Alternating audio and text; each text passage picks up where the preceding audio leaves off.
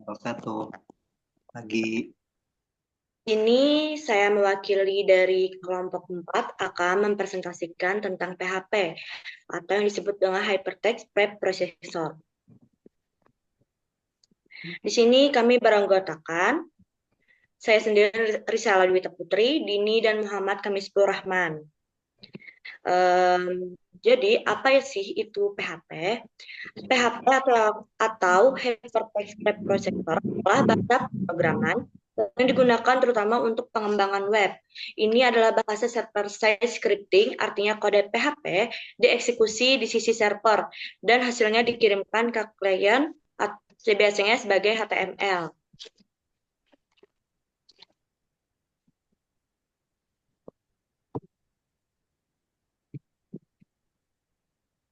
Kenapa kita belajar pemrograman PHP? Jadi bahasa pemrograman PHP ini lebih relatif mudah untuk pemula karena bahasa PHP simple dan to the point. Cukup dengan menuliskan beberapa baris saja kita sudah dapat melihat hasilnya ke dalam web.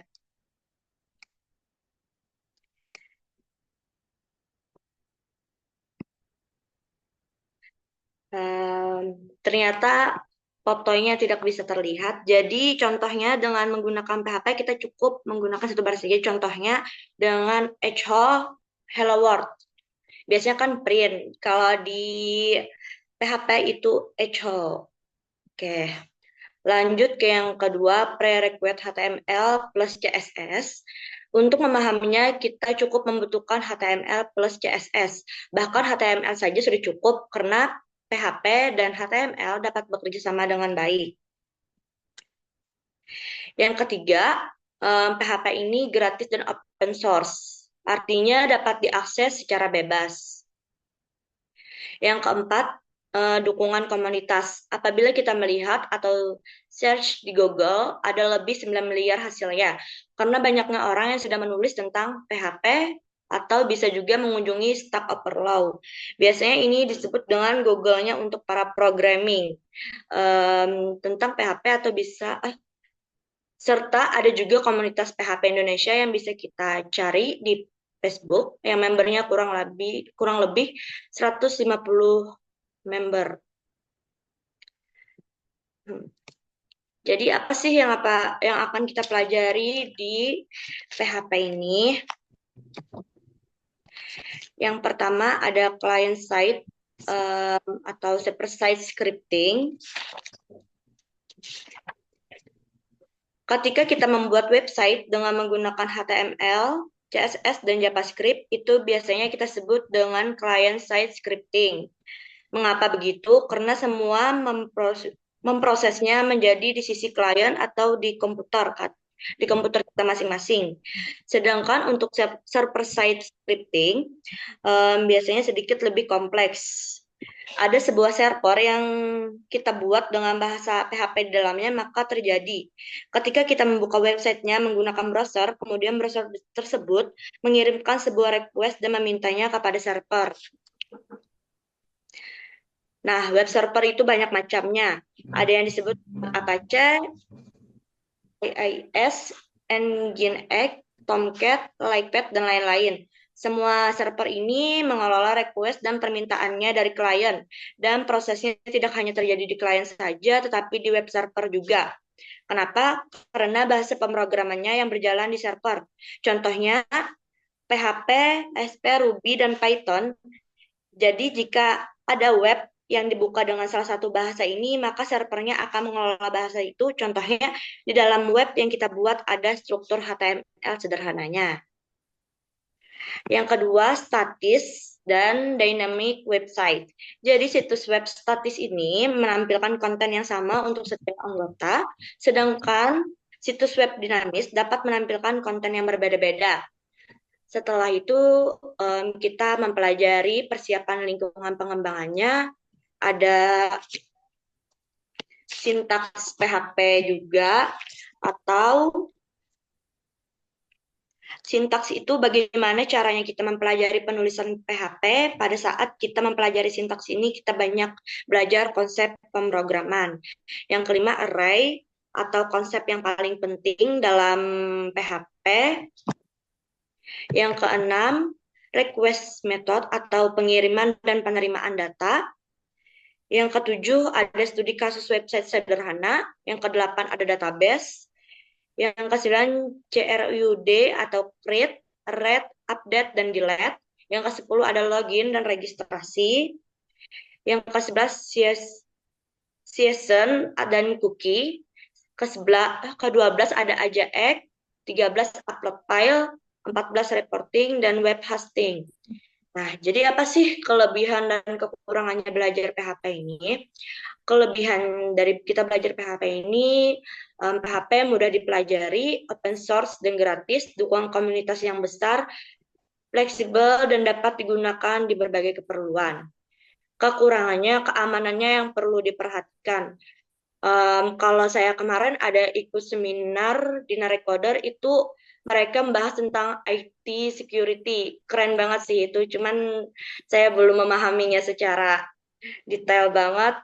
Terus performanya yang mungkin lebih lambat dibandingkan dengan bahasa pemrograman lain. Terus struktur kodenya yang kurang terstruktur. Jadi kesimpulannya di sini, PHP tetap menjadi bahasa pemrograman web yang populer dan banyak digunakan. Meskipun ada bahasa pemrograman yang baru yang muncul, PHP terus berkembang dan mendapatkan pembaharuan yang meningkatkan kinerja dan keamanan. Kedepannya PHP diharapkan dapat menjadi bahasa pemrograman web yang penting dan relevan, terutama untuk pengembangan situs web dan aplikasi yang dinamis.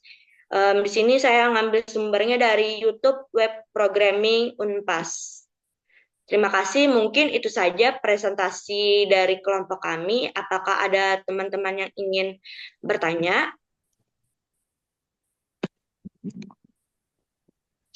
Terima kasih, Sheila. Presentasinya jelas. Ya, Pak. Silakan, karena tadi kesepakatan, jika yang maju kelompok 4, maka kelompok 3 yang bertanya. Ya, nanti kalau Zoom-nya ini tiba-tiba mati, klik aja linknya masih dengan link yang sama. Atau kadang otomatis masuk sendiri. Ya, nggak usah ngeklik link, masuk sendiri lagi nanti. Silakan mau disampaikan dulu mungkin pertanyaan dari kelompok 3. Izin bertanya, Pak, Ya, bagus. Dari antara. bagaimana kita menggunakan image dalam bahasa pemrograman PHP? Itu saja, Pak.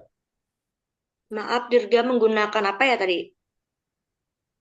Menggunakan image IMAG. Image, gambar ya. Betul ya?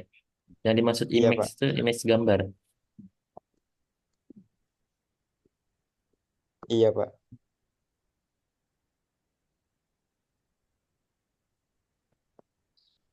Ada lagi, satunya siapa tadi? Jul, Ijul. Mana Ijul? Iya, Pak. Silakan. Ada nanya satu lagi mungkin. Biar Eh, pas. Bagaimana cara kerjanya dalam pengembangan web? Paling itu aja, Pak. Dijelaskan mungkin secara singkat saja bagaimana penggunaan dalam pengembangan web ya. PHP ini memang basisnya web. Nah, gimana cara penggunaannya? Itu ya, Jul. Iya, Pak. Silakan teman-teman kelompok 4 selain Sela bisa dibantu. Kamis Pul dan Dini. Belum ada suaranya nih. Dua pertanyaan tersebut. Kalau yang pertama tadi kaitan tentang ini terapan ya. Bagaimana kita menggunakan image gambar. Jadi kalau mau menampilkan gambar dalam PHP itu kayak gimana? Ada perintah berupa apa ya gitu, atau prosesnya seperti apa? Yang kedua bagaimana penggunaan? Nah, ini terserah nih mau simulasi yang kayak gimana. Hanya penggunaan dalam pengembangan web menggunakan PHP ya. Web ini kan nanti ada sendiri juga namanya HTML, Nah, sekarang coba yang PHP dulu kayak gimana? Itu mungkin kurang lebih. Silakan direspon semampunya.